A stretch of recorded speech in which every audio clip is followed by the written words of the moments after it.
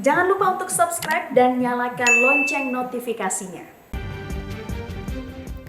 Pemirsa, wacana revisi Undang-Undang Informasi dan Transaksi Elektronik semakin menguat dan mendapat dukungan dari publik.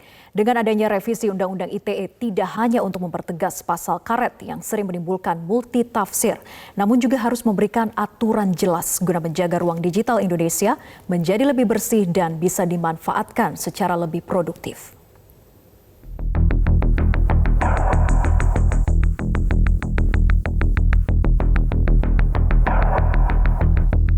Wacana revisi Undang-Undang Informasi dan Transaksi Elektronik yang disampaikan Presiden Joko Widodo mendapatkan dukungan dan apresiasi.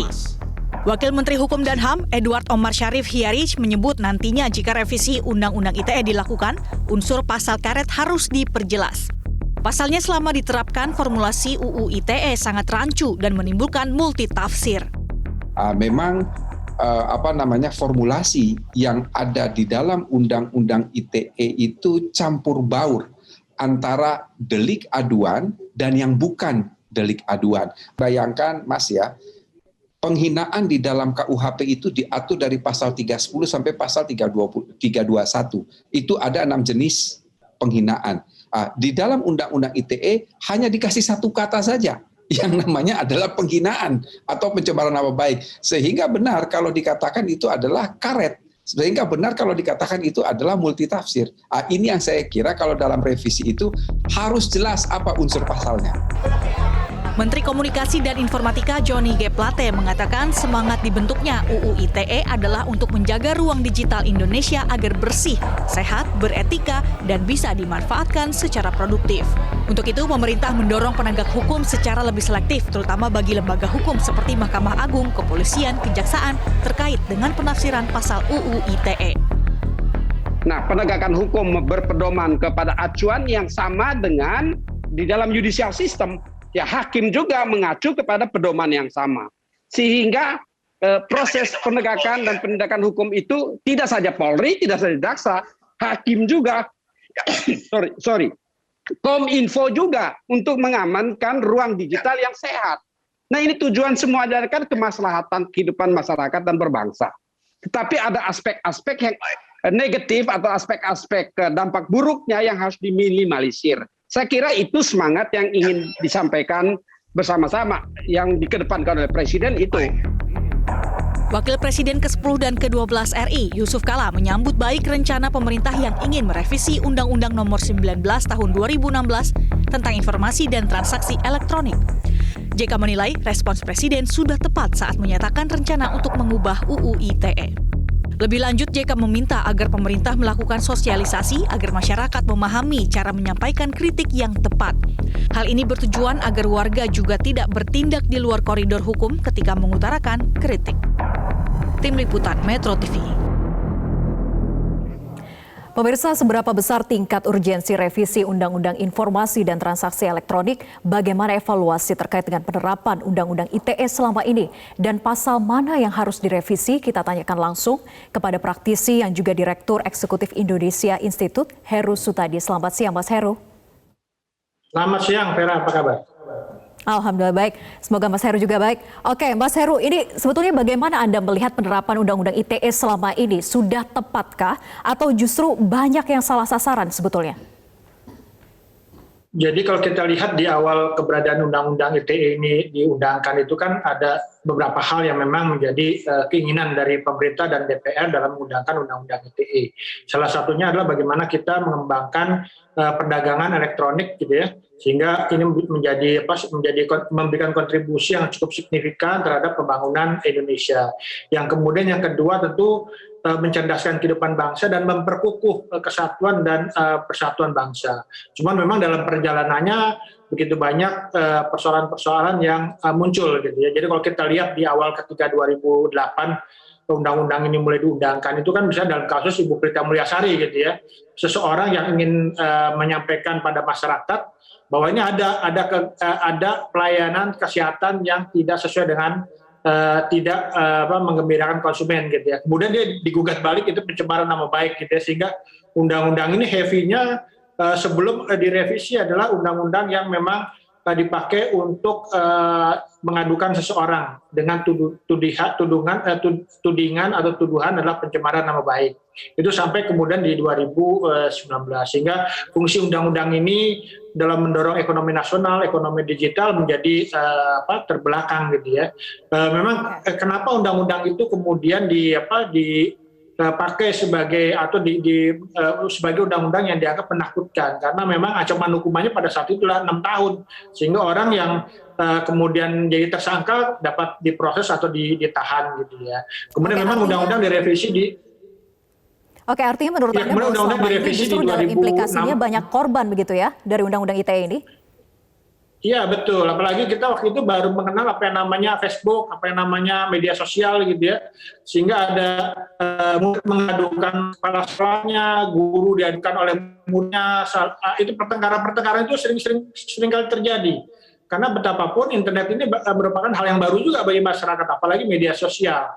Sehingga memang proses literasi yang tidak sempurna, tidak merata ke seluruh Indonesia menjadikan undang-undang ini kemudian bermasalah. Nah kemudian memang undang-undang ini kemudian direvisi di 2016, nomor 19 2016. Dan salah satu yang revisi itu adalah ancaman hukuman pasal 27 ayat 3 tentang pencemaran nama baik dan fitnah, itu yang tadi 6 tahun dirubah menjadi 4 tahun. Sehingga memang orang mulai berubah nih dari penggunaan pasal 27 ayat 3, penggunaannya sekarang lebih banyak penggunaan pasal 28 ayat 1 dan ayat 2. Ini yang saya lihat memang begitu banyak multitafsir. Misal katakanlah pasal 28 ayat 1, di situ tidak hanya cuma bicara hoax gitu ya. Di situ kan ada 3 ketentuan yang bisa dibidik pasal 28 ayat 1, yaitu memang penyebaran kabar bohong, transaksi elektronik, dan merugikan konsumen. Tapi dalam perjalanannya semua hal yang terkait dengan hoax dikenakan pasal 28 ayat 1. Begitu juga pasal 28 ayat 2. Harusnya memang kan ini kan merupakan ujaran kebencian, menyebarkan informasi yang memang menimbulkan rasa permusuhan, kebencian berdasarkan suku, agama, ras, dan antar golongan. Tapi semua hal yang dianggap menyinggung satu agama gitu, bukan hanya menyebut satu agama, menyebut salah satu suku, ini dianggap pelanggaran pasal 28 ayat 2. Sehingga memang undang-undang ITE ini saya sepakat dengan apa yang disampaikan Bapak Presiden Jokowi, memang berbahaya depan juga untuk kita mengevaluasi kembali, merevisi total undang-undang ini. Karena memang ada beberapa bagian-bagian lain yang juga perlu diperhatikan. Misalnya pasal 29. Ya, Mas Heru begini, apakah ini memang murni karena rumusan pasal karetnya yang akhirnya menimbulkan multitafsir, ataukah justru dari penegak hukumnya yang salah dalam menafsirkan? Mana yang menurut Anda lebih cenderung sering terjadi? Ya memang terjadi salah penafsiran dan tidak ada filter di tingkat aparat penegak hukum. Katakanlah misal pelanggaran pasal 27 ayat 1 tentang penyebaran pornografi gitu ya. Ini kan harus deliknya itu delik umum. Jadi memang aparat hukum bisa memeriksa langsung gitu ya. Kalau sekarang kan beramai-ramai, kemudian komunitas tertentu mengadukan misalnya ada selebriti siapa gitu ya. Padahal ini delik umum, bukan delik aduan. Kemudian misalnya pasal 27 ayat 3, sebenarnya kalau pencemaran nama baik itu yang merasa dicemarkan inilah yang mengadu gitu ya. Dalam perjalanannya bukan yang dicemarkan nama baik yang mengadu, tapi ada komunitas tertentu yang dibangun oleh mungkin kerabat atau pendukung tokoh-tokoh tertentu, itu yang mengadu ke kepolisian misalnya gitu ya. Kemudian juga pasal 28 ayat 1 dan 2. Ini diterjemahkan secara tidak integral ya, tidak komprehensif kalau saya lihat. Jadi hanya kabar bohong langsung pasal 28 ayat 1, padahal di situ harus ada unsur menyebarkan kabar bohong dalam transaksi elektronik dan menyebabkan kerugian konsumen. Ini kan nggak ada kerugian konsumen, tapi karena misal politik kemudian dikenakan pasal 28 ayat 1. Mas Heru begini, ini kan antara kritik dan juga hinaan itu seringkali sangat beda tipis begitu ya. Apakah dibutuhkan sebetulnya batasan koridor yang lebih spesifik lagi agar tidak salah tafsir lagi di kemudian hari? Karena tadi kalau Anda katakan memang ada juga penegak hukum yang salah dalam menafsirkan. Artinya bukan hanya rumusan pasalnya saja yang pasal karet. Nah idealnya batasan seperti apa sebetulnya agar ruang digital ini sehat dan beretika seperti yang dinyatakan oleh Presiden? Jadi kalau kita lihat kan memang sebenarnya selain Undang-Undang ITE ini kan juga ada KUHP gitu. Ini kan bisa dijadikan sebagai acuan. Katakanlah misalnya tadi pelanggaran pencemaran nama baik, fitnah gitu ya. Walaupun kita ada pasal 27 ayat 3, tapi di KUHP juga ada 310, 311 gitu ya. Sehingga memang harus dilihat dulu, ini pelanggaran yang seperti apa. Apakah memang tertulis atau lisan atau apa gitu. Jadi memang ini tidak bisa serta-merta tadi juga disampaikan oleh Bapak Wakil Menteri Kumham bahwa di Undang-Undang ITE juga terlalu luas gitu ya.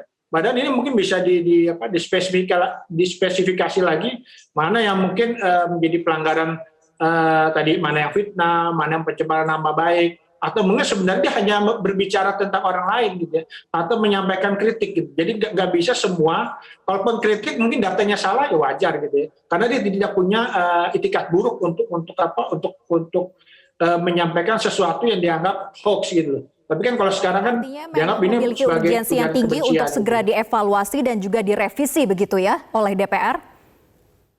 Iya betul. Memang ada beberapa solusi atau kebijakan yang bisa dikeluarkan. Pertama tentu kita merevisi total. Kenapa? Karena sekarang juga pemerintah dan DPR sedang membahas rancangan undang-undang perlindungan data pribadi. Ini sebenarnya di UU ITE sudah diatur di Perkembangannya pasal 26. seperti apa? Apakah akan segera direvisi di anggota Dewan begitu ya? Terima kasih Mas Heru Sutadi sudah bergabung bersama kami di Metro Siang.